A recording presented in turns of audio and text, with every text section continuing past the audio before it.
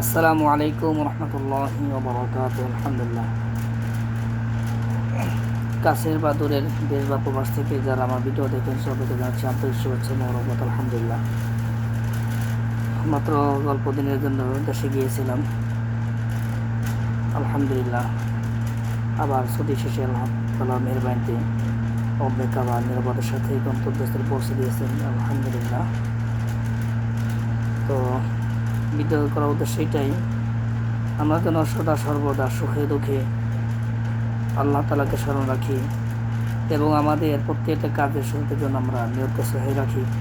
আল্লাহ তাআলা আমাদের সবার সকলের কাজকে সহজ করে দেন। আমিন। যারা দেশে আছেন আল্লাহ তাআলা তাদেরকে সম্মানের সাথে রাখুন, সুস্থতার সাথে রাখুন, দোয়া করি। যারা প্রবাসে আছেন আমরা আল্লাহ তাআলা আমাদেরকে যেন সম্মানের সাথে সুস্থতার সাথে নিরাপত্তার সাথে রাখেন, এই জন্য দোয়া চাই। বিশেষ করে কাতার, বাহরাইন, আরব আমিরাত, এদের জন্য বেশি দোয়া করা। আল্লাহ তাআলা সকল প্রবাসীদেরকে সকল প্রকার পেরেশানি বালা মুসিবত থেকে হেফাজত করেন। আমিন। গতকালকে সবচাইতে এয়ারপোর্টে জ্যাম দেখলাম, তো এই বিষয়ে নেক্সট টাইমে কিছু কথা বলবো। ইতিপূর্বে দেশে কয়েকবার গিয়েছি, কিন্তু এরকম জ্যাম হয় না। দেশ থেকে এসেছি, এরকম জ্যামে পড়িনি। তো গতকালকে প্রচুর জ্যাম ছিল এয়ারপোর্টে, শুধু আসার যাত্রী বেশি যারা দেশ থেকে প্রবাসে আসবেন। তো যাই হোক, যারা প্রবাসে আসবেন দেশ থেকে মিনিমাম 4 ঘন্টা 3 ঘন্টা হাতে নিয়ে আসবেন, এর কমে না। রাস্তাঘাটে জ্যাম থাকে এবং অনেক সময় অনেক কষ্ট হয়, ভোগান্তির শিকার হতে হয়। সময় স্বল্পতা থাকলে সমস্যা। এই জন্য ক্ষুদ্র অভিজ্ঞতার আলোতে করি, সময় একটু হাতে নিয়ে সবসময় বের হবেন। আল্লাহ তাআলা সবাইকে সহজ করে দেন, সকল কাজগুলোকে সহজ করে দেন, দোয়া করি। আর সত্যি কথা বলতে, এই প্রবাসের মাটিতে অনেক লোকের সাথে পরিচয়, অনেক লোকের সাথে কথাবার্তা হয়, অনেকে দেখা করতে আসেন, বিভিন্ন পরামর্শ করেন।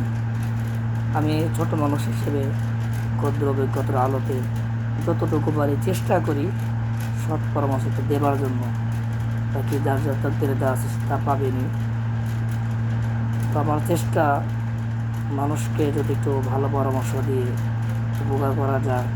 যারা বিভিন্ন সময় ফোন করেন, কোনো দিন যারা আমাকে দেখেননি অথবা নাম শুনছেন বা কারো অন্য কারো মাধ্যমে কথা বলতে চান, পরামর্শ করতে চান, আসলে আমি যে খুব জানি তাও না।